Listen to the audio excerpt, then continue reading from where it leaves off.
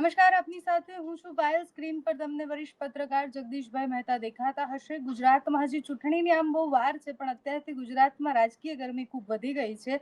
એમાં પણ જ્યારે એક નેતા, એક એવા નેતા કે જેમને બધા ઓળખતા હોય, જેલમાં હોય ને પછી અચાનકથી દિલ્હીથી આવે નેતાને મળવા માટે આવે, તો બહુ બધા પ્રશ્ન થાય. બહુ વધારે આગળ વાત નથી કરવી, સીધી જ વાત પર આવીએ. જગદીશભાઈ, અરવિંદ કેજરીવાલ રાતોરાત એક જ કાર્યક્રમ માત્ર ચૈત્ર વસાવાને મળવાનું છે, રાતોરાત વડોદરા પહોંચી ગયા છે. અને અત્યારે આપણે જ્યારે વાત કરી રહ્યા છીએ ત્યારે વડોદરા જેલ પણ પહોંચી ગયા છે. તમને શું લાગે છે કે અચાનકથી આ મીટિંગ પાછળના કારણો શું છે? કારણ કે ચૈત્ર વસાવા તો આટલા સમયથી જેલમાં હતા. બેન, એવું નથી કે ચૂંટણીનો માહોલ જામતો જાય છે, જામી જ ગયો છે. માન લ્યો, ભારતીય જનતા પાર્ટીના રાષ્ટ્રીય અધ્યક્ષે 72 જણાની નવી ટીમ જાહેર કરી. આજે જ ગુજરાતના 4 લોકોને સંગઠનમાં પણ લીધા અને બીજી કેટલીક એવી રણનીતિક રીતે નિમણૂક કરી છે. એના વિશે બી પછી કહીશ, પણ ટૂંકમાં ચૂંટણીના બ્યુગલ વાગી ચૂક્યા છે એમ કે તો હાલે. ગુજરાત વિધાનસભાને લાગે વળગે ત્યાં સુધી આમ તો 6-7 રાજ્યોમાં ચૂંટણી છે, પણ 4 મહત્વના છે. એમાં ચૂંટણીના બ્યુગલો વાગી ચૂક્યા છે. એટલે બધા જ પક્ષો પોતપોતાની રીતે પગડા માંડ્યા છે ખેલવા, કે જેથી કરીને કઈ પાછળ ડખે ન ચડી જાય. ઉત્તર પ્રદેશ, ઉત્તરાખંડ, ગુજરાત અને પંજાબ, આ 4 તો મુખ્ય રાજ્યો છે જ્યાં ચૂંટણી થવાની છે. તો કેજરીવાલ અને ભાઈ ભગવત માન, પંજાબના મુખ્યમંત્રી, એ અત્યારે વડોદરા જેલમાં ગઈકાલે વડોદરા આવી ગયા હતા રાતના. અહીંયા વડોદરા આજે જેલમાં તમે હું અત્યારે ચર્ચા કરી ત્યારે જેલમાં ચૈત્ર વસાવા સેન્ટ્રલ જેલમાં બંધ છે અને મળવા ગયા છે. અને પછી ત્યાંથી પરબારા વયા જવાના છે. કોઈ બાઇટ નથી આપવાના, પ્રેસ કોન્ફરન્સ નથી કરવાના, કોઈ સભા નથી કરવાના. બરાબર. આ સ્થિતિ શું સૂચવે છે કે કાંઈક મોટું કાંઈક ખોટું થઈ રહ્યાની ગંધ આવી ગઈ. અને મોટું થઈ રહ્યાની વાત તો બેન એવી છે કે જે વસ્તુ ઘણા સમયથી ચાલી રહી છે એને આજે બળ મળ્યું. કારણ કે આજની અરવિંદ કેજરીવાલ અને પંજાબના ભગવત માનની મુલાકાત ગુજરાતની છે. એ આમ આદમી પાર્ટીના કેટલાક નેતાઓને ખબર નથી. ઈ કેવું કહેવાય? એના પ્રવક્તા કક્ષાના નેતાઓ જેને કહી શકાય, જે એની આઈડિયોલોજી જાણકાર પ્રજાને કે અમારી પક્ષની શું આઈડિયો, એને પણ ખબર નથી. એનો અર્થ શું સમજવો કે એવી જ કોઈક વાત હોય જે ઓફ ધ રેકોર્ડ જ કરવાની હોય, ઓન કેમેરા નહીં. એટલે એની મુલાકાત.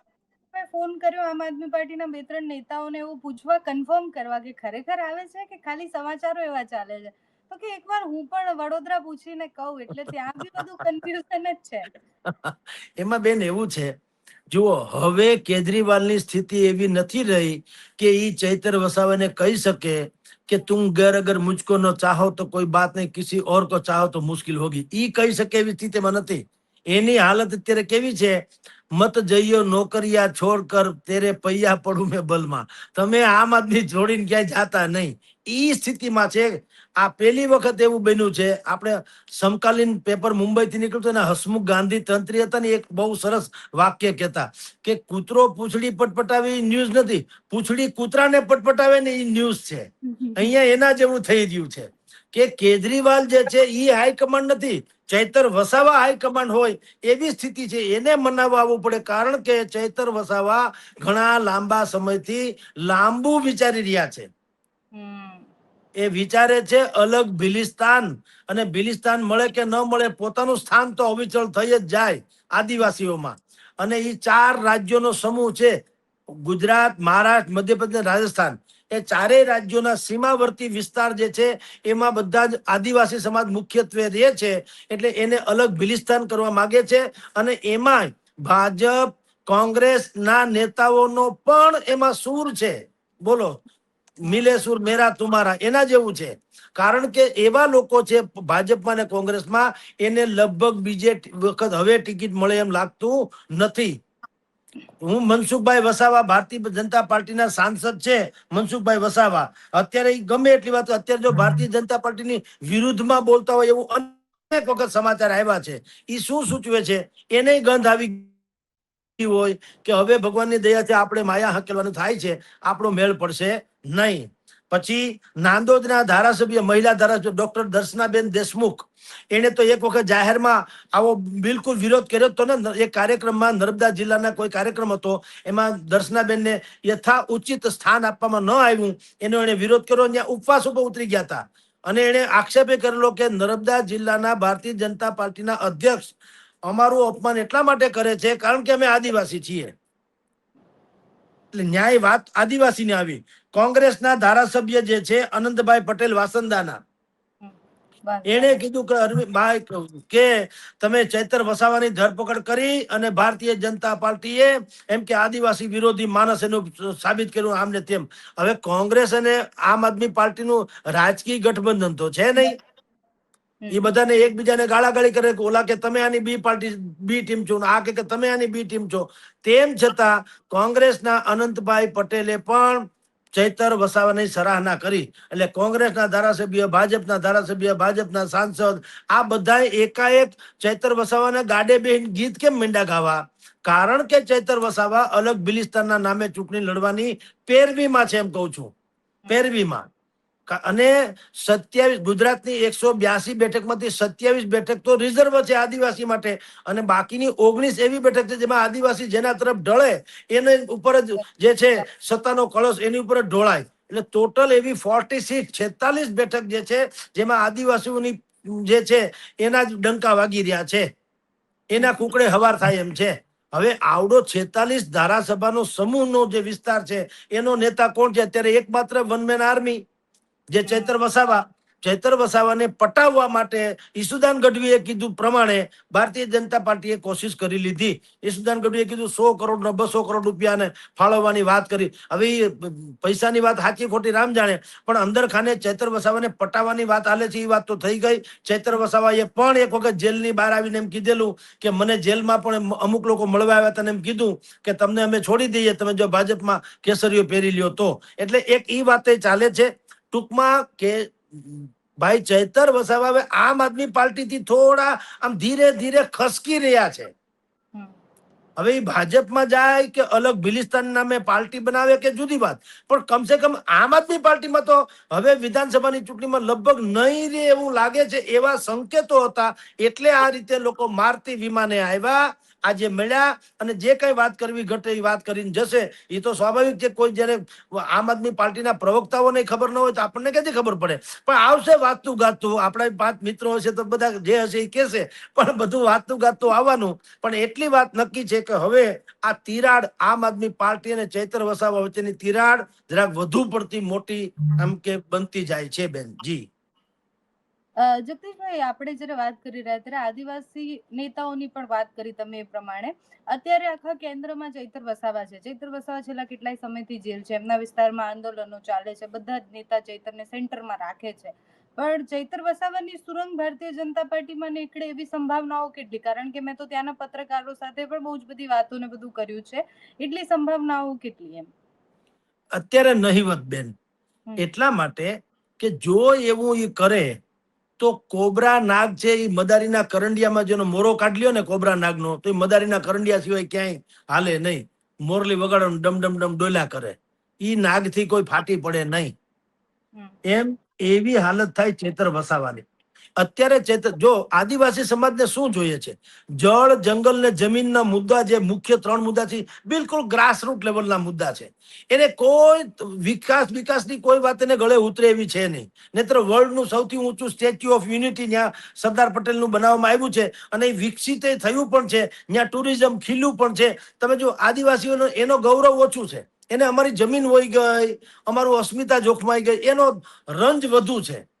એનો અર્થ એ છે કે આ સમાજ હજી પોતીકી પેલા તો ઓળખ જાળવવા માંગે છે ને પછી વિકાસ કરવા માંગે છે. એને બરાબર જાણી લીધી છે ચૈતર વસાવાએ. એટલે ચૈતર વસાવા જો ભાજપના ખેસ પહેરી લે, ઓઢી લે એનું ઓઢણું, તો એનું હિરોઇઝમ પણ ખતમ થઈ જાય. એટલે એ સીધી રીતે નહીં આવે. પશ્ચિમ બંગાળના સંસદ સભ્યોએ જે કર્યું ને એવો ખેલ નાખશે. પશ્ચિમ બંગાળના તૃણમૂલ કોંગ્રેસ સંસદોએ શું કર્યું? એમાં પાર્ટીમાંથી બગાવત કરીને એક નવી પાર્ટી, જેનો સરપંચ કોઈ ચૂંટાણો નથી, એ પાર્ટીમાં બધા ગોઠવાઈ ગયા, મર્જ કરી પોતાની નવી પાર્ટીને. ઈ પાર્ટીને મર્જ કરી એટલે એનડીએમાં નરેન્દ્ર મોદી સરકાર, અત્યારે જે ભારતીય જનતા પાર્ટી નેતૃત્વની સરકાર છે, એને સૌથી વધુ ટેકઅપ ચંદ્રબાબુ નાયડુ નહીં, બિહારના નીતિશ બાબુ પણ નહીં. સૌથી વધુ કોણ? આ નવી પાર્ટી, જેનો સરપંચ નથી આખા દેશમાં.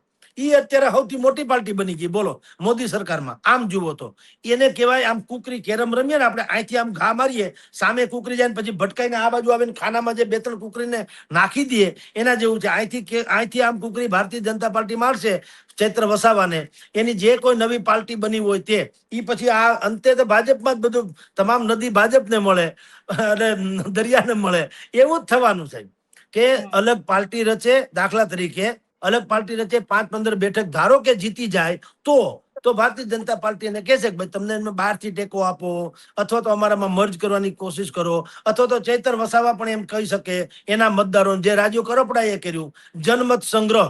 રાજુ કરપડાએ કર્યું હતું ને ચૂંટણી પહેલા જ સ્થાનિક સ્વરાજ્યની ચૂંટણી પહેલા જયારે આમ આદમી પાર્ટીમાં નીકળી ગયો એને એના મતદારોને પૂછ્યું ભાઈ બોલો તમે કયો એમ કરું, તમે કહેતા હો તો હજી આમને વિરોધ પક્ષમાં લડ્યા કરું, તમે કહેતા હો તો શાસક પક્ષમાં વયો જાઓ પણ તમને ફાયદો થશે. અને પછી એને સૌની યોજનાની કેટલીક યોજનાના લાભે અપાવ્યા એના ગામડાઓને અત્યારે સુરેન્દ્રનગર પંથકના.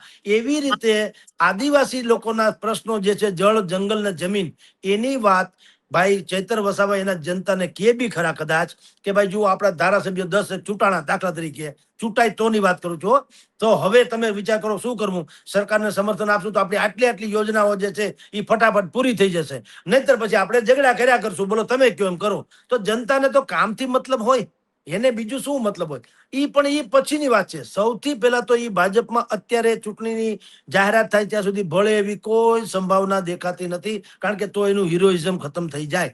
અને બીજું કે એને સાબિત કરી બતાવ્યું છે ભાઈ ચૈતર વસાવાએ કે ગ્રાસરૂટ લેવલ ઉપર પણ એની કેવી પકડ છે. નર્મદા જિલ્લા પંચાયત એને હાંસલ કરી લીધી, એને તેમાં 18 માંથી 17 બેઠક મેળવી લીધી, 22 માંથી 15 બેઠક મેળવી લીધી.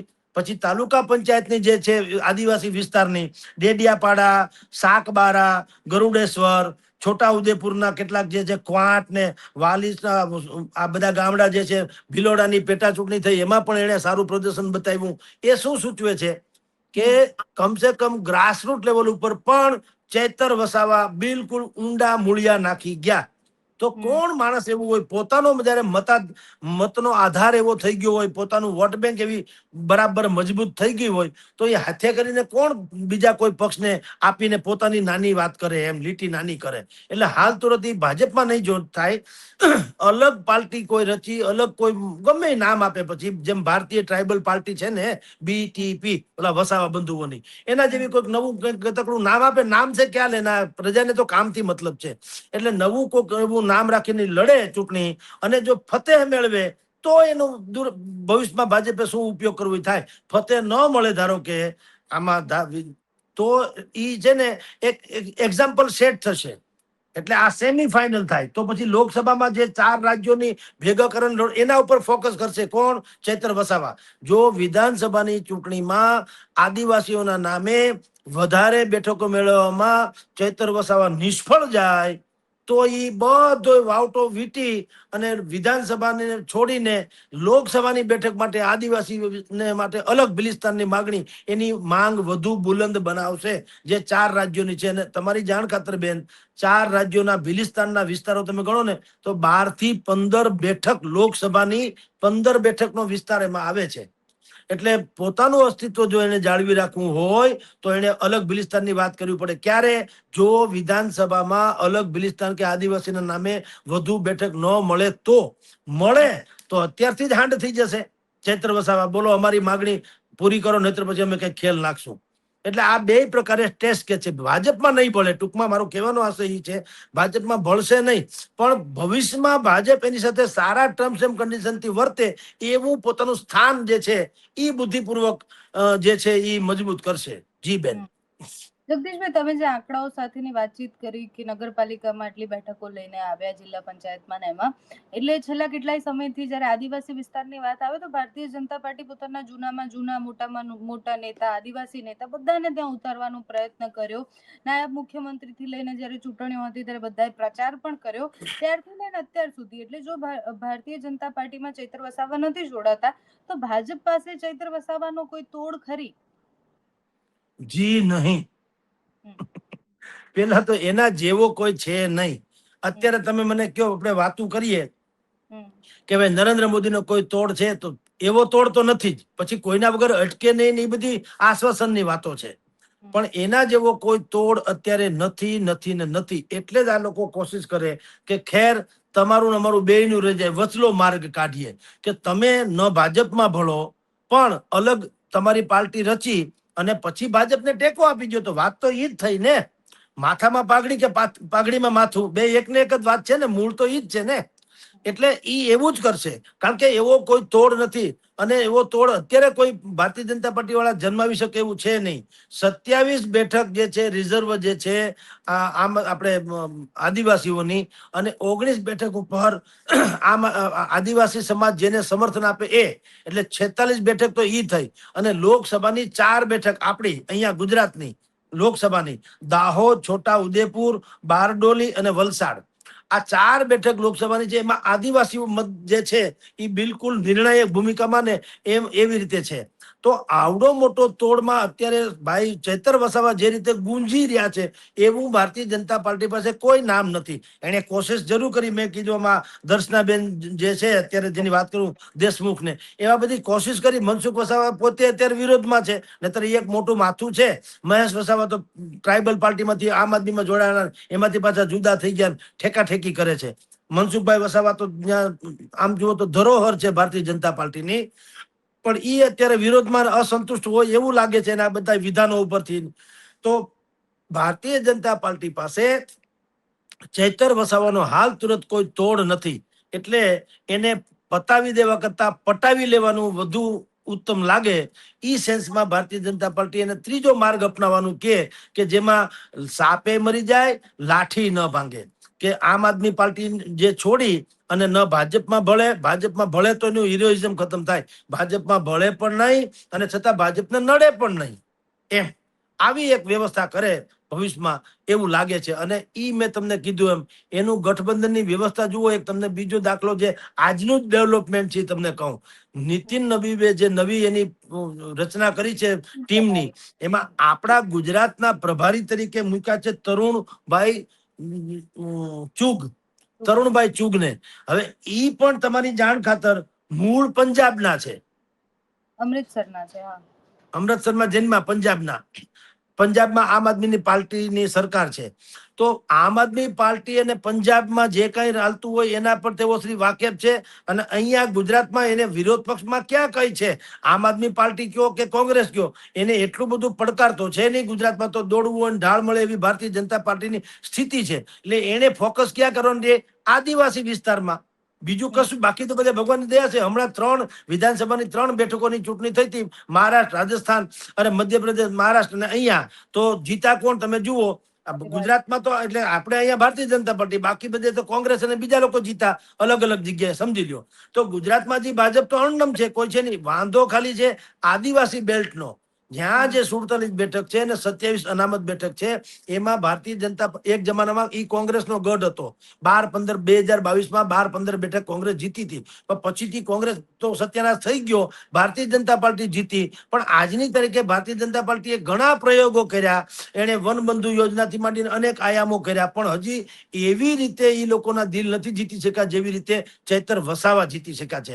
તો બીજું ડેવલપમેન્ટ તમને કહું, આજે તરુણ, મેં કીધું ને તરુણભાઈ સુગવાળી વાત કરી, એના ઉપરાંત એક બીજું ડેવલપમેન્ટ શું છે, ભારતીય જનતા પાર્ટીએ એની રાષ્ટ્રીય મંત્રી તરીકે એવા એક વ્યક્તિની રચના કરી છે જેને આમ આદમી પાર્ટીના તમામ શીર્ષ નેતાઓ સાથે હારે બેહીને એક થાળીએ બેહીને જમવાના સંબંધો છે. એનું નામ છે સંદીપ પાઠક.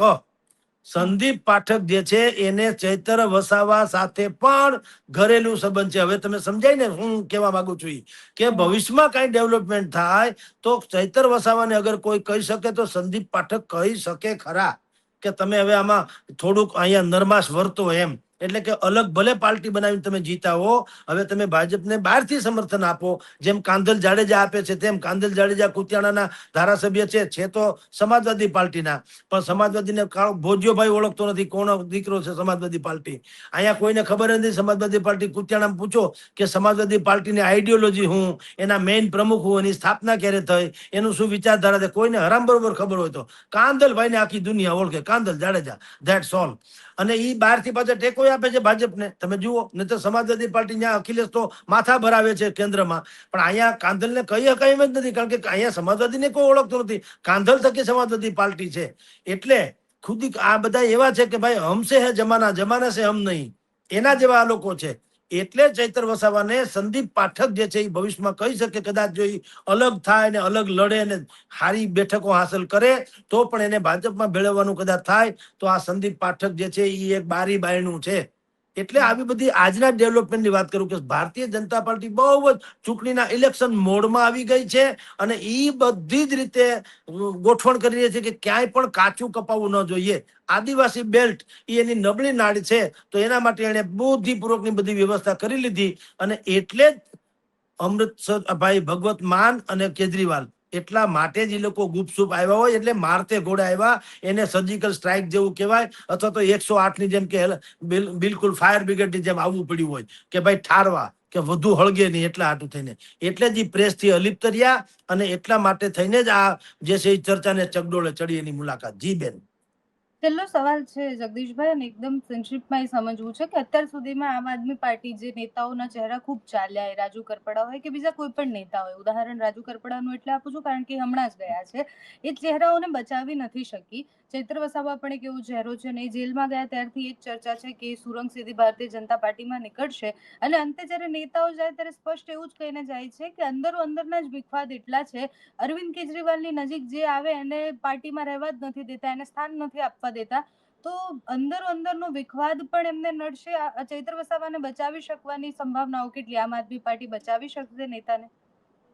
જુઓ બેન, એવું છે, કુસંપ એ એક એવો શબ્દ છે, એમાં આખું જગત તબાહ થઈ જાય. કુટુંબથી માંડીને પાર્ટી કે રજવાડા સહિતના દગાખોરી ભયાનકમાં ભયાનક ઘટના છે. બાકી બધા ગમે એવા શત્રુને તમે પહોંચી વળો, દગો કરે એને કોઈ પહોંચી શકાય નહીં. તમે જે કહો છો એમાં પણ એવું જ છે. અંદરો અંદર ઈર્ષા, હુંસાતુસી, ટાટિયા ખેંચ, આગળ વધી જવાની જિજ્ઞાસા, જીજીવિસા, હું જ મોટો બીજા કોઈ નહીં, એ બધો ડખો જે છે એને કારણે જ રાજુ કરપડાને નીકળી જવાનું બીજું કારણ શું હતું? એક જેલમાં ન મળવા તો બાનું હતું કે હું જેલમાં હતો મને કોઈ મળો, પણ રાજુ કરપડા સીધા કેજરીવાલ સાથે ફોન ઉપર વાત કરી શકતા હતા ડાયરેક્ટ, અને અમુક બાબતોનો નિર્ણય ત્યાંથી કરાવી લેતા હતા. એ અહીંના સ્થાનિક લોકોને ગમતું નતું કે ભાઈ તમે વાયા અમારા થ્રુ જાઓ, પણ તમે ડાયરેક્ટ જાઓ છો એને ઓલાને કઈ લેવા કે દેવા, ભાઈ અમારા કામથી કામ છે. એટલે એમાં એનો ડખો થયો અને એને નીકળી જવું પડ્યું. ચૈતર વસાવાના કેસમાં પણ એવું બન્યું છે બેન, તમને કહું પાયલબેન, ચૈતર વસાવાના કેસમાં એવું બન્યું, એણે એમ કીધેલું એક જમાનામાં કે 27 બેઠક રિઝર્વેશન વાળી છે, એમાં સંગઠનમાં પણ મને પૂછ્યા વગર કોઈની નિમણૂક કરતા નહીં. એને બદલે હમણાં 2 નિમણૂક એવી તમને નામ આપું એવી થઈ છે કે જેમાં ચૈતર વસાવાની કમસે કમ મંજૂરી તો નથી જ, રાજીપો તો પછીની ઘટના છે. એનું નામ છે બાબુભાઈ ડામોર. બાબુ ડામોર અપક્ષ ચૂંટણી લડ્યા હતા, બહુ સક્ષમ માણસ છે, ભણેલા ગણેલા છે. એને ટિકિટ નહોતી આપી આમ આદમી પાર્ટીએ એની વિચારધારાના હોવા છતાં, તો એને અપક્ષ તરીકે ચૂંટણી લડ્યા હતા અને એને 29,000 થી 30,000 મત લીધા હતા. હવે ઈ બાબુ ડામોરને હમણાં પ્રદેશ કક્ષાએ કોઈ બહુ મોટો હોદ્દો આપવામાં આવ્યો છે એવું મેં સાંભળ્યું છે. બાબુભાઈ ડામોર ને બીજું છે નરેશભાઈ બારૈયા, એની નિમણૂક પણ કેજરીવાલે કરી. એમાં હું માનું, મને જ્યાં સુધી સમાચાર છે ત્યાં સુધી એમાં ચૈતર વસાવાની મંજૂરી તો નથી જ, નારાજગી પછીની વાત છે. તો આ 2 પ્રકારના ડેવલપમેન્ટ જે છે ડાયરેક્ટ જે થયા, એમાંય ચૈતર વસાવાને બિલકુલ ગમ્યું ન હોય અને એને ક્યાંક સંકેત આપ્યા હોય હાઈકમાન્ડને કે ભાઈ મને આ બિલકુલ પસંદ નથી, એટલે મારતે ઘોડે એને અહીંયા વિમાન લઈને આવવું પડ્યું હોય, એ સંભવ છે. એટલે તમે જે પ્રશ્ન કર્યો બિલકુલ વાજિબ છે કે મોટા મોટા માણસો નીકળી એટલા માટે ગયા અને બીજા મોટા આવતા અટકી ગયા, કારણ કે એ સમજી ગયા કે અંદર પોલમ પોલ છે, બહાર છે ઢોલ જેવું છે પણ અંદર પોલમ પોલ છે. કારણ કે જગમલ વાળા આવવાના હતા, જુનાગઢ પંથકના બહુ મોટું નામ છે, અને જવાહર ચાવડા તમે જાણો છો, એ તો પેથલજી ચાવડાના દીકરા, એ આવું થઈ રહ્યા હતા. એ બેયનું અટકી શું કામ ગયું? આ બધું અંદરની વાતો ખબર પડી કે કરશનભાઈ ભાદરકા વાળા નીકળી ગયા, પછી ભાઈ રાજુ કરપડા નીકળી ગયા, સંજયભાઈ ઓલા સાગરભાઈ રબારી નીકળી ગયા. શું કામ? અંદર પોલમ પોલ બધી ખ્યાલ આવી ગયા. તો મારે ડખો છે, ઈર્ષા છે, માથાકૂટ છે, ટાટિયા ખેંચ છે. એટલે એ લોકોએ હમણાં બ્રેક મારી. એટલે આ બધી બાબતો જે છે એ ચૈતર વસાવાને પણ ખબર હોય, અંદરના માણસ છે એટલે, કે આ લાંબુ હાલે એમ નથી. એટલે એણે હાઈકમાન્ડને કોઈ વાત કોઈ પણ હિસાબે પહોંચાડી હોઈ શકે કે ભાઈ તમે આમાં મને જવાબ આપો તો મને ખબર પડે. નહીતર હવે 27ની ચૂંટણીના બ્યુગલ તો ફૂંકાઈ જ ગયા છે. ભારતીય જનતા પાર્ટી તો એક્શન મોડમાં આવી જ ગઈ છે. એણે રાષ્ટ્રીય કક્ષાથી માંડીને એના પ્રભારી સુધીના બધાની નિમણૂકો મંડી છે કરવા, અને નિમણૂક પાછળ પણ બુદ્ધિપૂર્વકની ગણતરી છે. આપણે બધું જાણીએ છીએ. આખા તમામ સમજી શકાય વાત છે કોને ક્યાં શું કામ મૂકવામાં આવ્યા છે. તો આ બધી ઇલેક્શનની વાત શરૂ થઈ ચૂકી છે. એટલે એણે એક તાકીદનો મેસેજ મોકલાવ્યો હોય કેજરીવાલને, અને એનું જેને ડેમેજ કંટ્રોલ કહેવામાં આવે એના માટે થઈને એ લોકો અહીંયા આવ્યા હોય એવું બને. હવે 1-2 દિવસમાં ખબર પડશે કે શું થાય. આવતા સોમવારે મોટા ભાગે ચૈતર વસાવાની ફાઇનલ હિયરિંગ છે કોર્ટનું. હવે ચુકાદો જો એ બહાર આવશે તો બધું દૂધનું દૂધ ને પાણીનું પાણી થઈ જશે. જી બેન, થેન્ક યુ સો મચ જગદીશભાઈ, તમે જોડાયા, સમય આપ્યો અને આ વાત કરી એ બદલ આપનો ખૂબ ખૂબ આભાર. નમસ્કાર બેન.